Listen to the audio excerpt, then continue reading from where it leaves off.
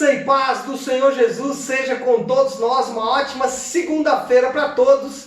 Segunda-feira, dia 14 de dezembro de 2020. Bom, nessa segunda-feira, como fazemos em todas as segundas-feiras, é dia, de falarmos aí, de fazermos um resumo da pregação do último domingo, no caso de ontem.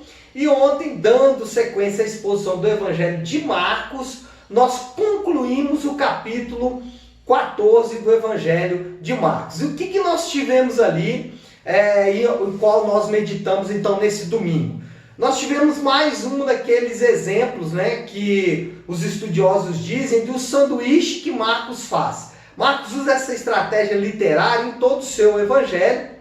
E ontem nós estudamos mais um desses sanduíches, que ele coloca um assunto principal no centro, flanqueado por dois assuntos que fazem parte desse assunto principal. O assunto principal é o julgamento forjado de Jesus.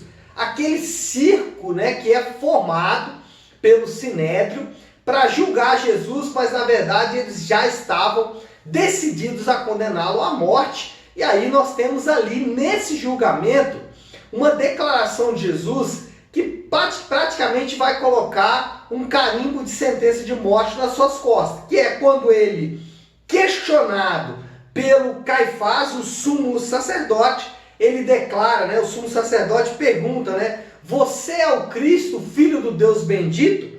E aí Jesus responde, eu sou, e vereis o Filho do Homem assentado à direita do Todo-Poderoso e vindo com as nuvens do céu. Então, quando Jesus faz essa declaração, ele de fato dá um passo definitivo à sua morte na cruz, à sua crucificação. Bom, flanqueado por essa declaração tão forte, contundente, uma declaração corajosa de Jesus diante do Sinédrio, flanqueado por essa declaração está a covarde negação e o covarde abandono dos seus discípulos. Na primeira parte do sanduíche, os discípulos o abandonam lá no Jardim de Getsêmani. Jardim de Getsêmani que pela primeira vez, Jesus, que costumeiramente era muito calmo, diante até de cenários que deveriam produzir pavor, por exemplo, uma tempestade no meio do mar que estava para levar o barco a pico,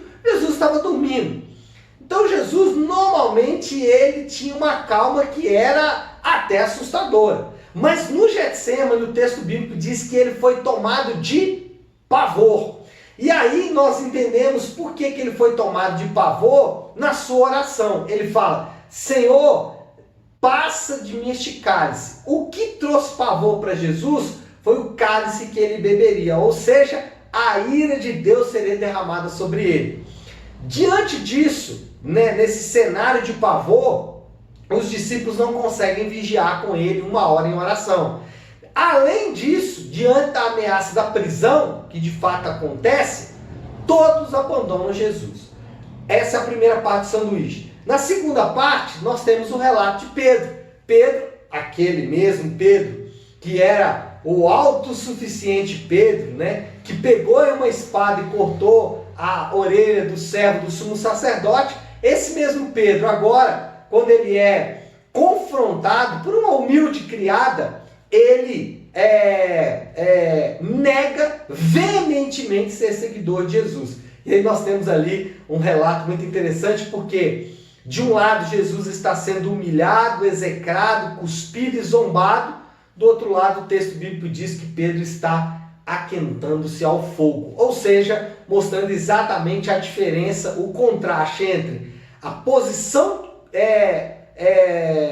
corajosa de Jesus e a negação covarde dos discípulos. Bom, quais são as aplicações que nós fizemos desse texto? Com relação ao abandono dos discípulos, nós falamos que muitas vezes nós fazemos as mesmas coisas. Por quê? Nós que às vezes somos defensores da justiça, nós que às vezes somos defensores da paz, nós que muitas vezes somos defensores da verdade, quando somos pressionados, abandonamos essa verdade para defender a nossa própria pele. E isso a gente faz com grande frequência. Ah, pastor, eu não faço isso. Bom, Basta você analisar um pouquinho o seu próprio casamento e você vai perceber que você faz isso com uma frequência até maior do que você imagina. Com relação à identidade de Jesus, que agora de fato é revelada, a aplicação que nós fizemos foi que quando Jesus revela a identidade dele, no mesmo momento ele revela a nossa.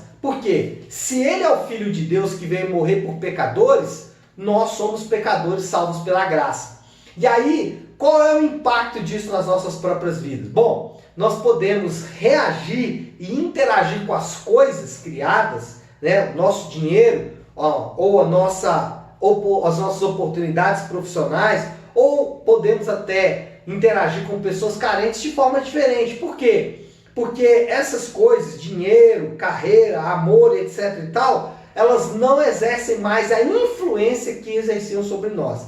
De fato, como cristãos, nós podemos buscar uma carreira saudável. De fato, como cristãos, nós devemos buscar um crescimento financeiro. De fato, como cristãos, nós devemos buscar viver um grande amor.